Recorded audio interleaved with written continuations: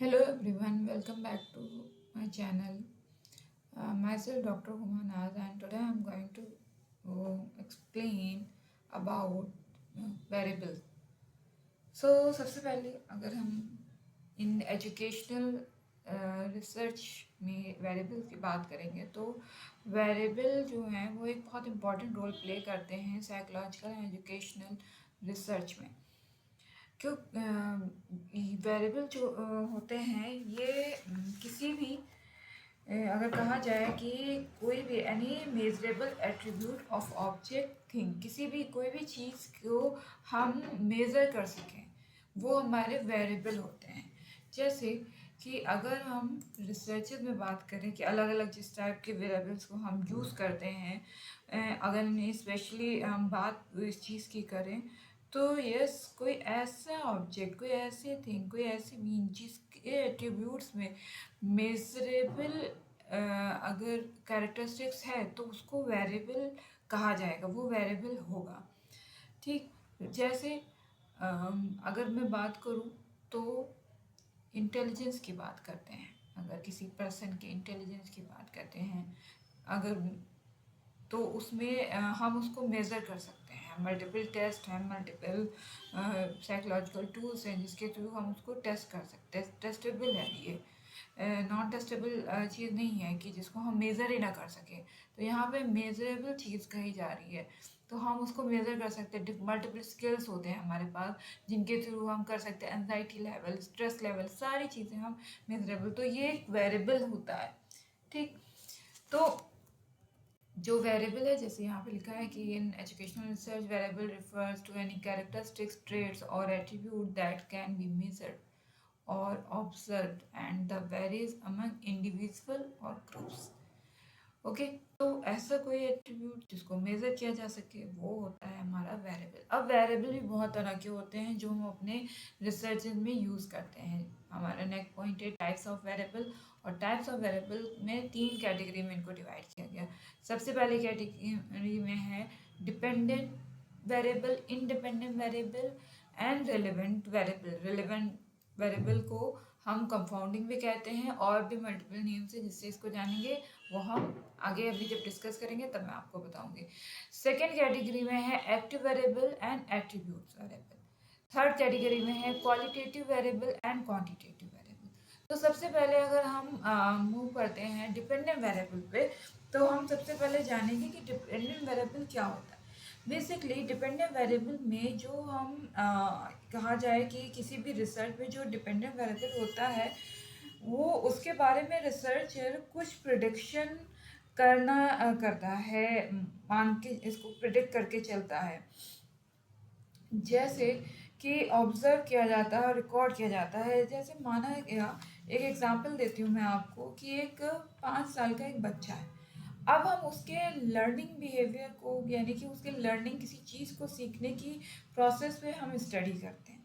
ठीक, जैसे बच्चे जब पढ़ाई शुरू करते हैं या फिर उनको हम कोई ऐसे बच्चों को मल्टीपल चीज़ें हम सिखाते हैं डेली एक्टिविटी में। जैसे आप बड़ों को ग्रीट करिए और थैंक यू बोलना चाहिए हमें, अगर हमने गलती की तो हमें एक्सेप्ट करनी चाहिए, सॉरी बोलना चाहिए। मतलब एक तरह से उनकी लर्निंग यहाँ पे हो रही है। और इस लर्निंग प्रोसेस में जब हम कुछ रिवॉर्ड ऐड करते हैं तो हम उसके पॉजिटिव और नेगेटिव एस्पेक्ट्स को देखते हैं कि वो लर्निंग जो हमारी वो इंक्रीज हो रही है या डिक्रीज हो रही है। यानी कि उसको इंक्रीज और डिक्रीज ऐसे रिवॉर्ड के थ्रू किया जा सकता है। तो यहाँ पे इस पूरी प्रोसेस में जो लर्निंग प्रोसेस होती है, वो उसमें बेसिकली कहा जाएगा कि जो लर्निंग प्रोसेस है वो है हमारा जो लर्निंग है बेसिकली वो है हमारा डिपेंडेंट वेरिएबल। और जो रिवॉर्ड है हमारा, यानी कि जो अगर हमने कहा कि अगर आज आपने ये इतना होमवर्क कर लिया या फिर आपने इतने 2 से लेके 10 तक का टेबल आपने याद किया, उनकी एक लर्निंग हो रही, तो आपको एक कोई भी गिफ्ट मिलेगा, कोई भी प्राइज मिलेगा, कुछ भी एक्सवाइजेड। अगर हम, यानी कि उस लर्निंग के साथ हमने अगर रिवॉर्ड के तौर पे कोई प्राइज, कोई गिफ्ट अटैच कर दिया, तो उस लर्निंग को हम घटा सकते हैं या बढ़ा सकते हैं, या है दोनों चीज़ें करते हैं, इंक्रीज भी करते हैं, डिक्रीज। और डिक्रीज करने के लिए भी हम बहुत सारी चीज़ें कर सकते हैं जिसमें डिक्रीजिंग उसमें वे में भी हमारी लर्निंग हो सकती है। लाइक बच्चे ने कुछ गलती की, कुछ वो लर्न कर रहा है, उसने कुछ गलती की, आपने उसे डांट दिया, तो बच्चे बहुत बार कहते हैं मैं नहीं करूँगा, अब मैं नहीं करूँगा, नहीं करूँगा, नहीं करूँगा, मुझे नहीं करना। तो वहाँ पे क्या हो रहा है, वहाँ पे आपकी जो लर्निंग है वो डिक्रीज हो रही है। यानी ये भी एज अ रिसर्चर, जो रिसर्चर होता है वो डिपेंडेंट वेरिएबल में इंक्रीज और डिक्रीज दोनों चीज़ें कर सकता है। ठीक, तो यहाँ पे जो लर्निंग है वो आपकी डिपेंडेंट वेरिएबल है, और जो इन प्राइस है या गिफ्ट है वो इंडिपेंडेंट वेरिएबल है। ओके, तो इसमें कल एक साइंटिस्ट थे कर्लिंगर, जिन्होंने 1996 में इस बात को कहा कि जो इस पूरी प्रोसेस में जो प्रिज्यूम्ड कॉज होता है वो इंडिपेंडेंट वेरिएबल होता है, और जो प्रिज्यूम इफेक्ट होता है वो डिपेंडेंट वेरिएबल होता है। यानी कि आपकी गिफ्ट का इफेक्ट ही आपके डिपेंडेंट वेरिएबल पे पड़ता है। गिफ्ट होगा तो वो लर्निंग हो रही है, नहीं है तो लर्निंग नहीं हो रही है। तो ये एक तरह से इस डिपेंडेंट वेरिएबल में बेसिकली कहा जाए तो जो एक तरह वो सारी प्रोसेस है वो कहीं ना कहीं इससे रिलेट कर रही है। इसमें किसी एक सिंगल उस पर वर्क नहीं हो रहा है, यानी कि एक रिलेशन बना के चल रहा है। तो यहाँ पे ये प्रेडिक्ट किया गया है कि रिसर्चर ने प्रेडिक्ट किया कि अगर हम डिपेंडेंट वेरिएबल में इस तरह का कोई एस्पेक्ट ऐड करते हैं तो उससे हमारे लर्निंग जो है वो इंक्रीज डिक्रीजिंग वे में जाती है। ठीक, इसके बाद बात करेंगे डिपेंडेंट वेरिएबल में कि ये जो रिलायबिलिटी का एट्रीब्यूट जो है वो डिपेंडेंट वेरिएबल में होता है। बहुत सारे ऐसे पहले एक्सपेरिमेंट किए गए हैं जिसमें जिसको अगर एज इट इज़ रिपीट कर दिया जाए तो डिपेंडेंट वेरिएबल का जो स्कोर है वो सेम आना चाहिए, और अगर वो जो रिजल्ट है वो सेम आ रहा है तो यानी वो जो आपका डिपेंडेंट वेरिएबल है वो एक गुड वेरिएबल का एट्रीब्यूट रखता है। अच्छा, अब इसमें डिपेंडेंट वेरिएबल में जो सिलेक्शन और मेजरमेंट से रिलेटेड एक इम्पॉर्टेंट फैक्ट है कि इसमें दो तरह के इफेक्ट देखे जाते हैं। फ्लोर इफेक्ट देखा जाता है और सीलिंग इफेक्ट देखा जाता है। फ्लोर इफेक्ट और सीलिंग इफेक्ट में मेनली जो कहा जाए कि जो ये पूरी चीज़ें, क्योंकि एक तरह से एक इफेक्ट तो आ ही रहा है, विदाउट इफेक्ट ये पूरी प्रोसेस हो ही नहीं रही, क्योंकि जैसे अभी मैंने बताया कि लर्निंग में हम गिफ्ट को ऐड कर रहे हैं, यानी कि कहीं ना कहीं इंक्रीज या डिक्रीज अगर कर रहे हैं तो उससे उसके लर्निंग प्रोसेस पे इफेक्ट फर्क तो पड़ रहा है। ठीक है, तो यहाँ पे जैसे मैंने कहा कि फ्लोर इफेक्ट, तो फ्लोर इफेक्ट जो है वो उसका मिनिमम लेवल होता है इफेक्ट का, और डिपेंडेंट वेरिएबल में, और सीलिंग इफेक्ट जो होता है वो मैक्सिमम लेवल होता है किसी भी इफेक्ट को इसमें देखने के लिए जो सिलेक्शन और मेजरमेंट किया जा रहा है। ओके, तो moving to next slide, independent variable. अब बात कर रहे हैं कि इंडिपेंडेंट वेरिएबल क्या है। तो इंडिपेंडेंट वेरिएबल है कि इस वेरिएबल में हम जो रिसर्चर होता है, जो एक्सपेरिमेंटर होता है, वो मैनिपुलेशन कर सकता है, वो इजीली इसमें मैनिपुलेशन कर सकता है। अच्छा, इसमें जो मैनिपुलेशन होगा वो बाय सिलेक्शन होगा, किसी और एट्रीब्यूट को देखते हुए एक तरह से कहा जाए कि मैनिपुलेशन नहीं होगा। यहाँ पे अभी मैं आपको नेक्स्ट आगे एग्जांपल देते हुए इस बात को बहुत अच्छे से समझाऊंगी कि किस तरह से वो सिलेक्शन के थ्रू करता है। जैसे हमने ये एग्जांपल दिया कि रिवॉर्ड जो है वो एग्जाम्पल है इंडिपेंडेंट वेरिएबल का। रिवॉर्ड यानी कि जैसे मैंने कहा कोई गिफ्ट दे रहे हो आप, कोई प्राइज दे रहे हो, तो इसमें जो क्या नाम है रिसर्चर है उसको डिपेंडेंट वेरिएबल में इसको इंक्रीज और डिक्रीज करता है। अब इसके इफेक्ट को देखते हैं हम डिपेंडेंट वेरिएबल पे।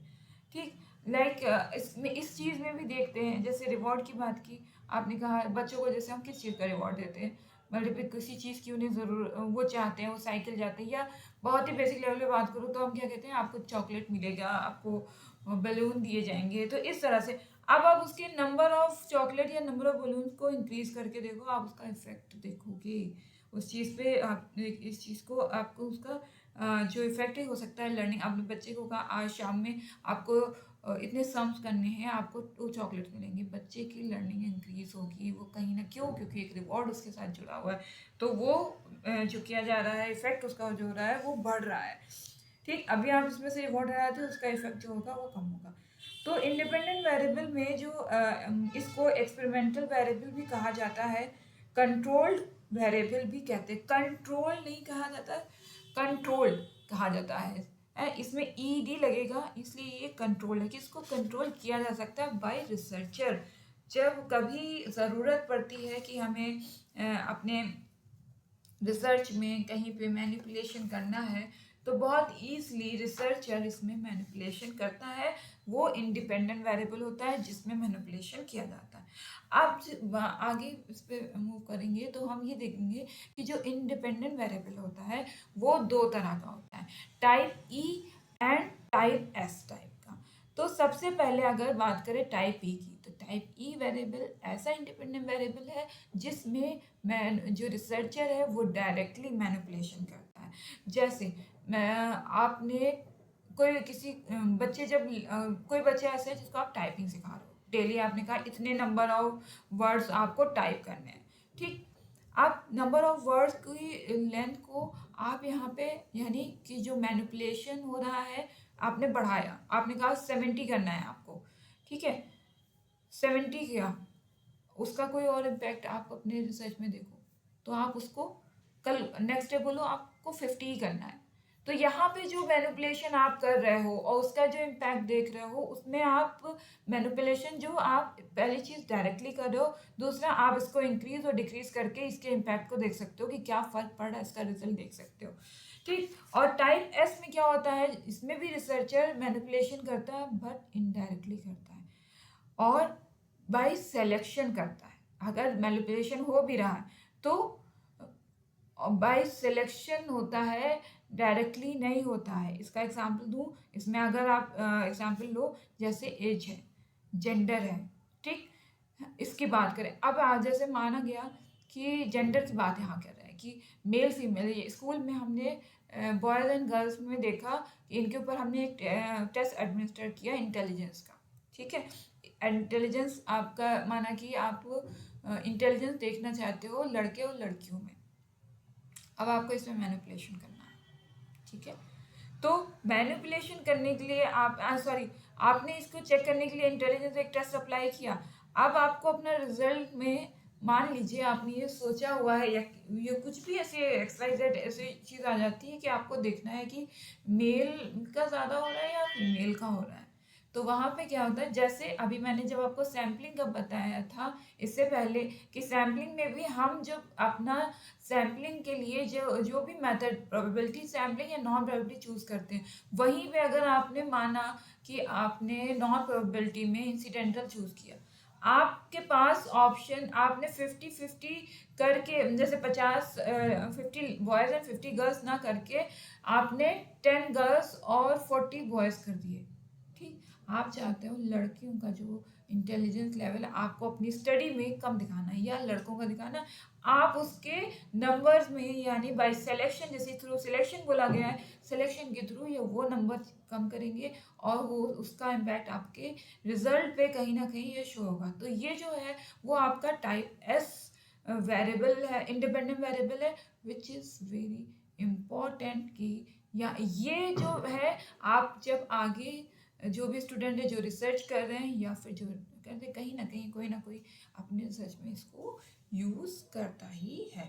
ओके, नेक्स्ट स्लाइड पे हम मूव करते हैं, रेलेवेंट वेरिएबल। रेलेवेंट वेरिएबल को हम एक्सट्रेनियस वेरिएबल भी कहते हैं, कंफाउंडिंग वेरिएबल भी कहते हैं और कंट्रोल।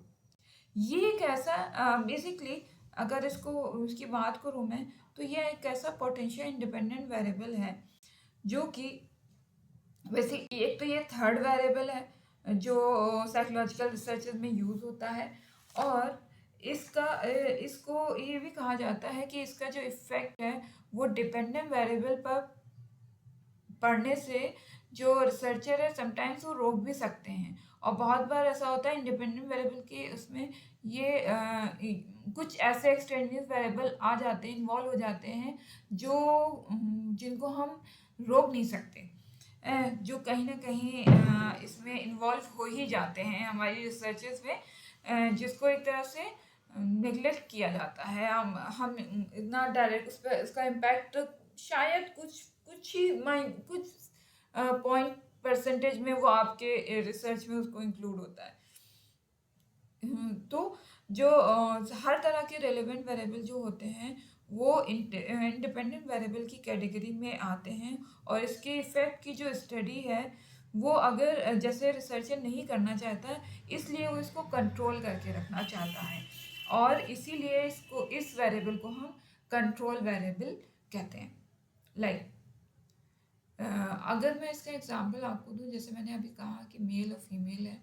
अब बच्चे अपना इसमें हमारा मैं लर्निंग को भी इंक्लूड करती हूँ, बॉयज़ एंड गर्ल्स को भी इंक्लूड करती हूँ, और रिवॉर्ड को भी इंक्लूड करती हूँ। ठीक है, वो कहीं ना ये डायमेंशंस हम देखते हैं जब हम रिसर्च करते हैं, तो हम जेंडर भी देखते हैं, हम बोर्ड भी देखते हैं, और हमने अगर हमें आपको लोकेलिटी की बात करूँ तो वो भी देखते हैं। इसके अलावा भी सम ऐसे वेरिएबल्स जो होते हैं, एक तरह से कहा जाए, जो बिल्कुल भी जिनका भी कोई भी 0.1% का यूज़ भी हमारे रिसर्च में नहीं हो रहा है, तो भी वो कहीं ना कहीं अब उसमें टेम्परेचर, माना कि आप जो टेस्ट कर रहे हो आप बॉयज़ एंड गर्ल पे कर रहे हो, बच्चे की तबीयत खराब हो गई, ये भी एक तरह का रिलेवेंट वेरिएबल होता है।